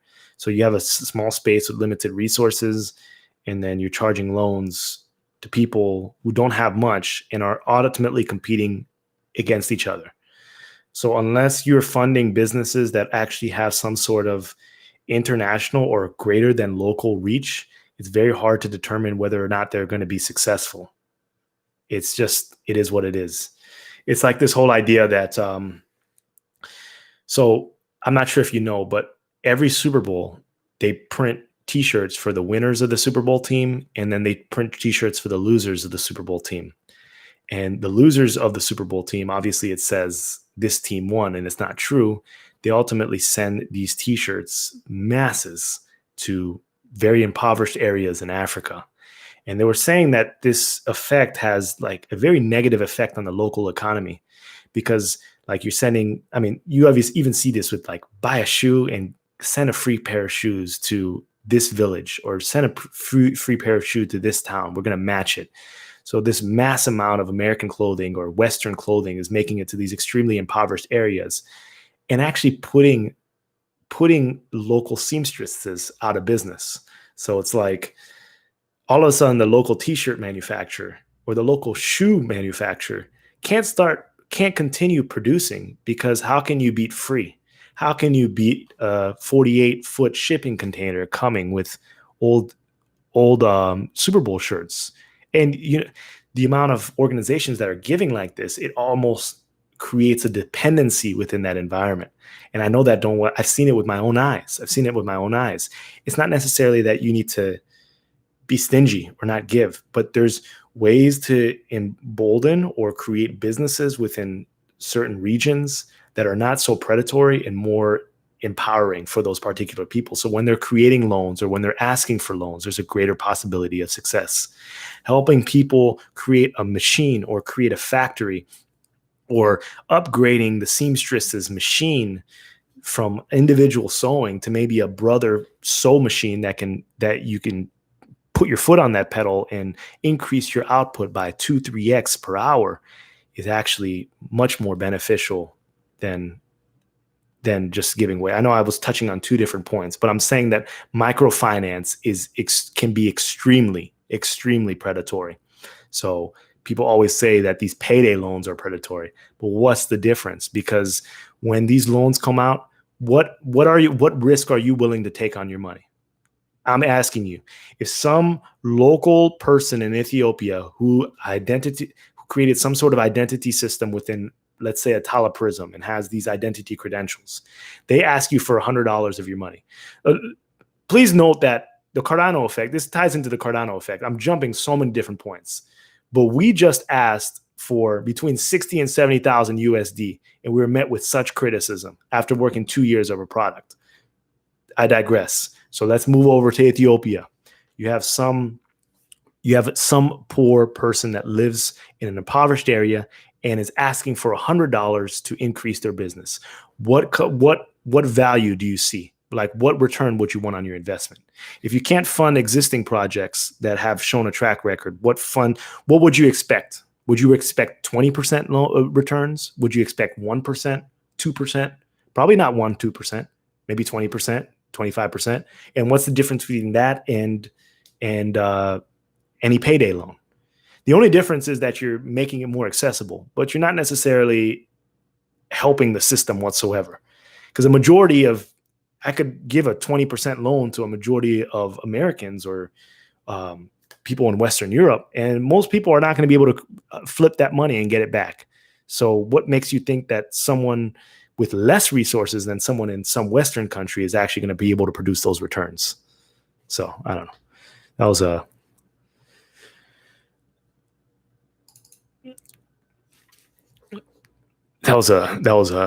I digress. Soundwave says Chico is doubling down as he hated on Charles years ago and scared he'll look foolish if he changes his tune. He called Charles out for spending tons of ADA from the fund. Charles proved he didn't. From what fund? Yeah, this seems like a personal problem. I don't know what's going on. Marcus, how do you think InfoSec folk can get more involved other than running a stake pool? I mean, at this point, I don't know, because I would have a different idea if smart contracts were out, but really all you can do right now is create a stake pool and stake. That's really all you can do. When smart contracts come out, I think the possibilities are going to expand. Let's revisit this question in, 3 to 6 months, maybe a little bit longer. Soundwave and called Chico out for reporting false info. Chico never apologized for hyping the lie and tried to scam his way out of falling on his sword honorably. So instead, try to continue to discredit Charles. Yeah. I'm not speaking for anyone. This is all alleged, but IOG has some lawyers on deck. They have money. I think they need to figure out a way to solve the problems, because at some point, talk becomes libel. Things become very. I'm not saying lawsuits are never the way to solve problems. I mean, sometimes they are, because people are sometimes they just are very careless with the information that they spread. So I don't like false information being spread, but that seems like it's a problem that IOG needs to solve, and I think it could be solved. So Michael Black says, sorry if this is a duplicate question. I got here a bit late. Any thoughts of others moving to ADA after a successful move by Singularity? Yeah, once again, I don't know too much about Singularity. And someone mentioned it in the comments above that, unless smart contracts are out, there's really nothing to move. So I think that these 80 projects that are moving to Cardano, or 80 that have suggested interest, we're going to have to wait and see. We're going to have to wait and see. The product has to be delivered. Smart contracts were supposed to be delivered a while ago. So we're going to just have to wait and see.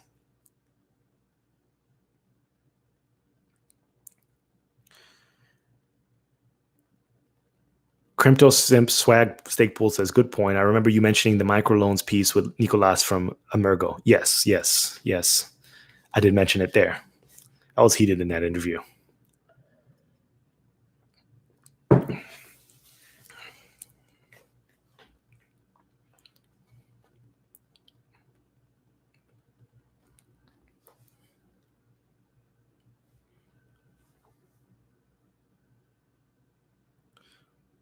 Yeah, Crypto Simp Swag Stake Pool. Sometimes, and there was a reason why I was.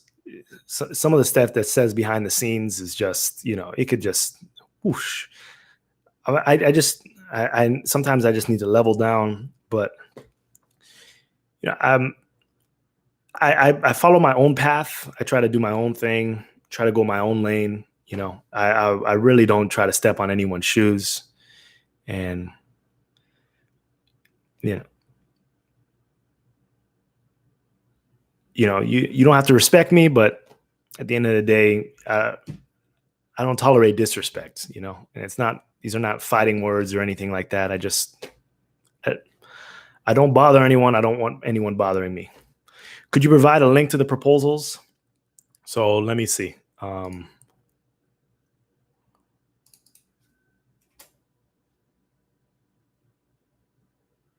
Let me see. I will get that right now. 1 second.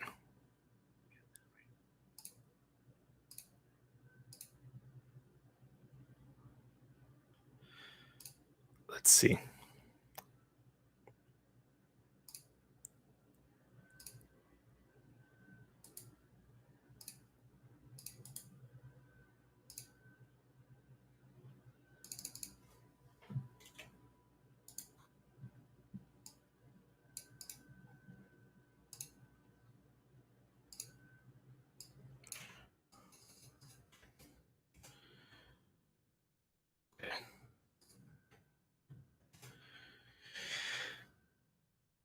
Crypto Simp, I appreciate you. I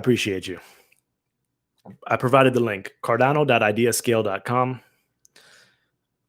Can a stake pool vote with its pledge? No. So this is not something like you're delegating to a stake pool and all of a sudden the stake pool owner can make the decision for you. You're going to have to make that decision yourself. What I've heard is you're going to need at least 8,000 ADA. Everyone, I recommend you earmark at least 8,000 ADA for this voting process. If you want to run up your ADA bags a little bit, you want to do a quick flip, vote, get at least 8,000 ADA and vote. I don't exactly know how the distribution is, but 20% of the rewards are going to the community. So figure out how much you're going to earmark for that. I don't know if it's going to mean necessarily removing your ADA from a particular pool or just putting your private keys somewhere, which I'm very speculative on. So if it means moving your private keys, like typing it into a web browser, I'm probably going to end up moving my ADA from my main wallet to a smaller wallet, just put a little bit of ADA there and then vote with that. Because I do not like putting my private key in applications like that. I really don't. So until we get this safety of on-chain governance, you're not going to see me, putting my private keys anywhere. So at least if it's in a smaller wallet and something goes wrong, I just think it's bad practice. It's bad practice, but I don't understand how else it could get done. We'd have to deal with some sort of private key, but hopefully we get to that point where it's already tied in with our wallet in Daedalus.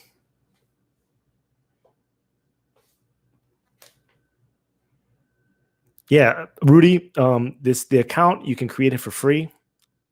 Put a little picture up there of yourself or something else, and you'll notice that there are a lot of trolls on the Cardano idea scale. They have no name, no face, and they just, I don't know.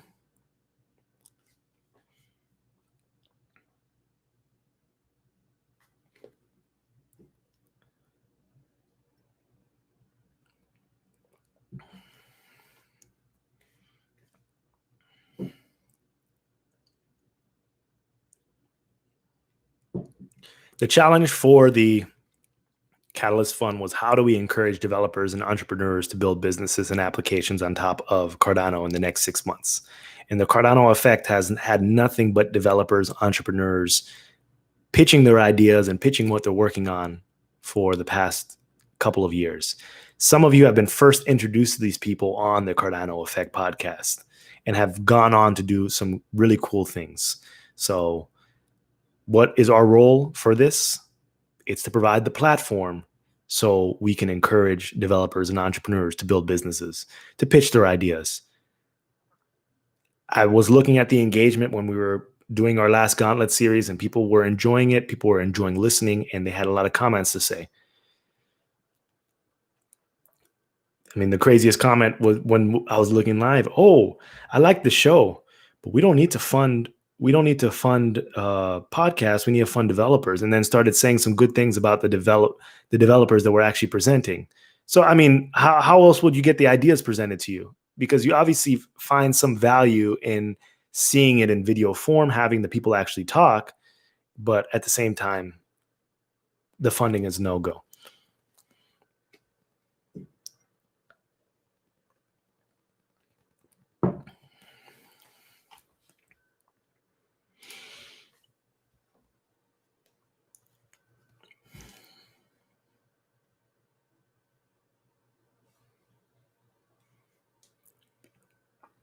Your Cardano update, thoughts on the IOHK scam pool? How do we make delegators aware and discourage this?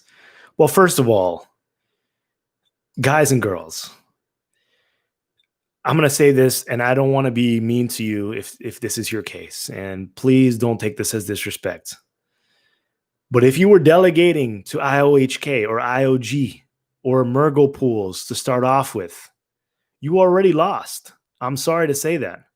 You already lost. Out of all the pools you could have chosen, you're choosing these pools. It doesn't make any sense. Not only are community pools actually outperforming these pools, but what's the purpose? Tell me what in your heart drives you to delegate to an IOG pool and a Mergo pool. I don't understand. It's like people choose who they want to have money in this ecosystem. They had an ICO. IOG walked out with, I don't know, 2.4 billion ADA. Emergo walked out with 2.1 billion ADA. CF walked out with, I don't know, 600, 700 million ADA. They're running their pools. They're generating their own sort of income or revenue based on their pools. No one should be delegating to the 3 entity pools. It should be all community pools. Just saying that. So I don't know. I don't know. I mean, it's terrible that people fell for a fake IOG pool or IOHK pool. But please don't fall for this. And how do we make delegators aware and discourage this? Well, first of all, Crypto Simp swag stake pool. He just mentioned he's got his face out there. He's on Twitter. You can find him on YouTube. You can find people's face and attribute it to a stake pool. Crypto Simp runs swag stake pool. Philippe runs Scar. Rick runs Digi. There's a certain level of trust. People that put themselves out there, they built that certain level of trust, not overnight, not the people that just came by yesterday or the day before, but people that have been putting in that work. If you can reach them, that's who you need to trust. That's who you need to delegate to.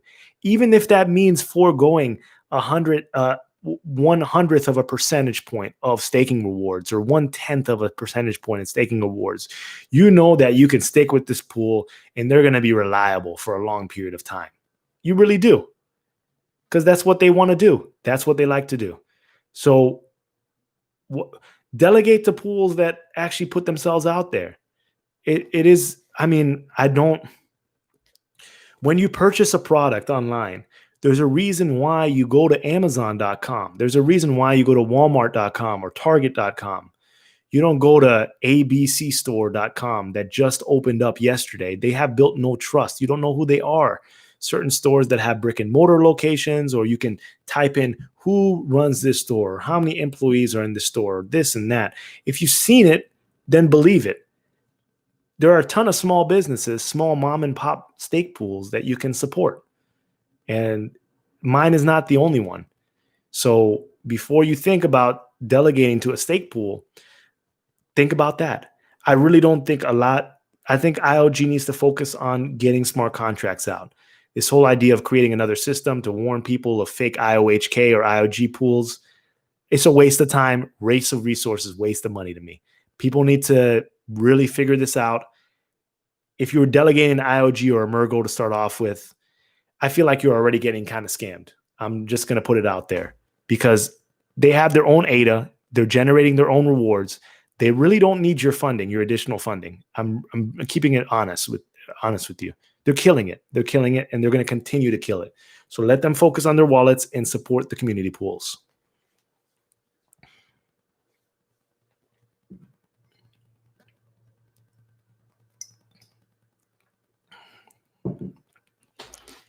Every single little tiny detail that we try to fix, it's going to cost a lot of money. It really is.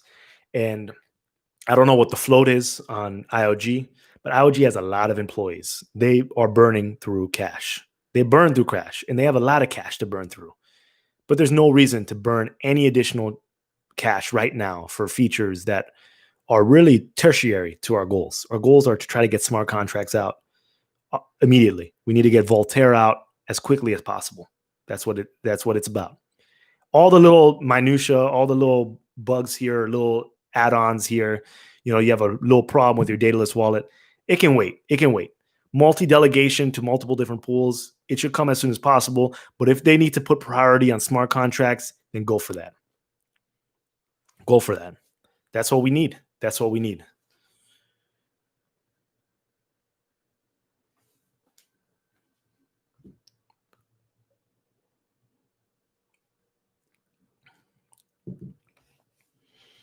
Sandra Studio says, what confuses me is Pool Tool shows that someone with 9 million just staked the pool that I am in. It shows that the 9 million is still staked with the other pool, but our estimated rewards cut in half. Well, it takes a little bit of time for that stake to become live stake. So it could be, or that live stake to become active stake, or I may be flipping it. But you may want to wait until the following epoch in order for the changes to propagate. Or maybe they're moving it back and forth. I don't know. But wait for an epoch, see how the value changes, and then it's going to take a couple of epochs to start seeing those rewards if you're getting more blocks for that particular pool. So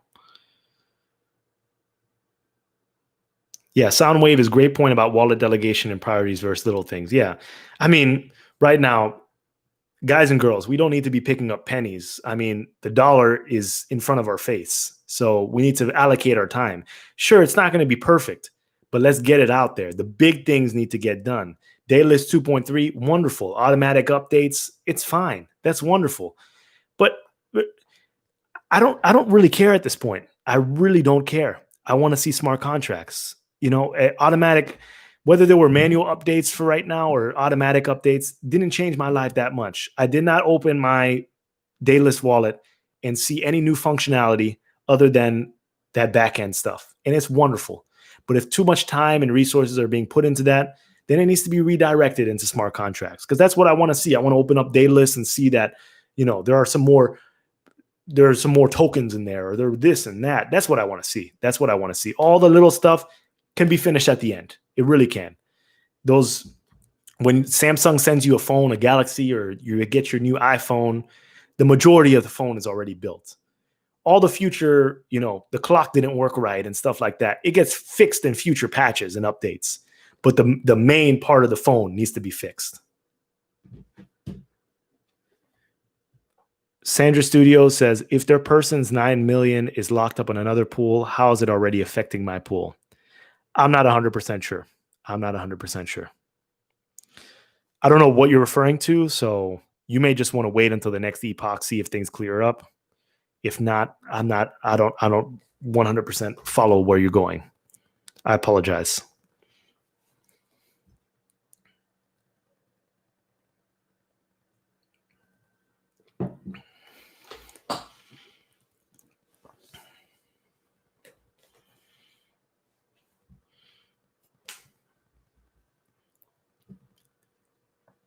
Rudy Rosell says the idea scale link you provided should be sent to all Yoroi dataless wallets with a mini explanation. This will increase community involvement and help everyone. Yes, I think that the reason why this is not done is because it's not on-chain governance yet. The reason why they don't send you that link is because when you have to vote, it's not going to deal with dataless or Yoroi at all. I think it's just going to be a little bit confusing for some people, and it's going to be a little bit more tedious. It's not going to be as simple as just clicking one button in dayless. I think you're going to have to probably enter some sort of seed phrase or something like that. Soundwave says probably showing the proportional amount still connected for a tail end of that epoch. They won't get a double dip. That Soundwave was referring to Sandra Studios' comment about the 9 million ADA, so probably right.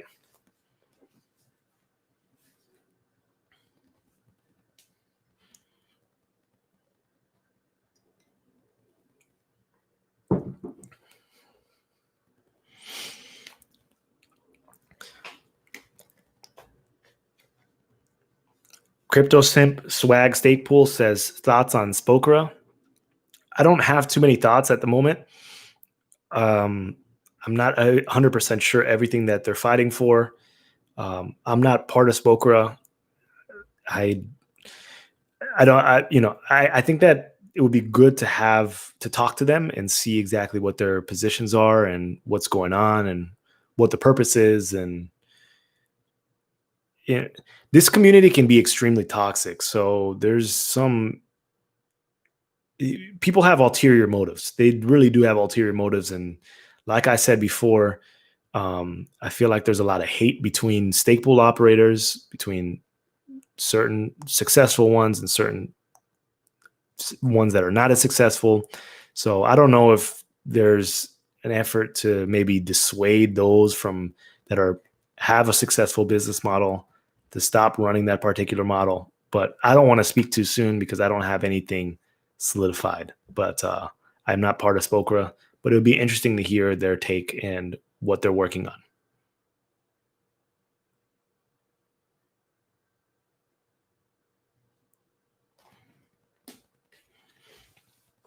I think I'm going to take a couple more questions, everyone, and then I'm going to go eat lunch. But just a recap of everything. I just shared for the first half of this video, I shared my thoughts on the Cardano effect proposal, which has been it was dropped out.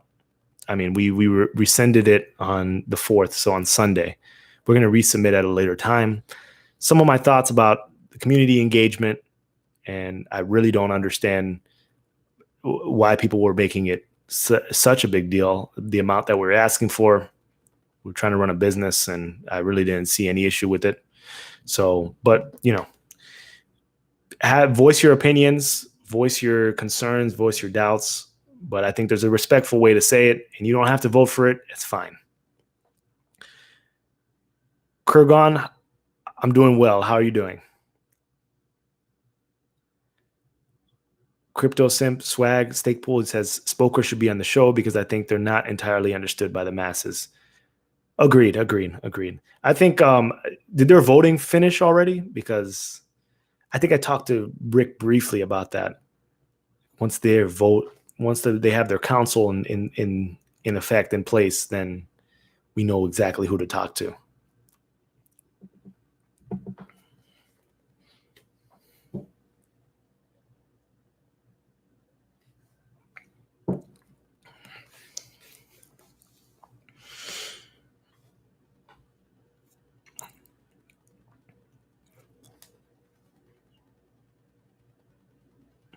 Believe the vote ends at the end of Epoch 222. Okay. Let me see. What epoch are we on right now? 221. Okay. So in like a week.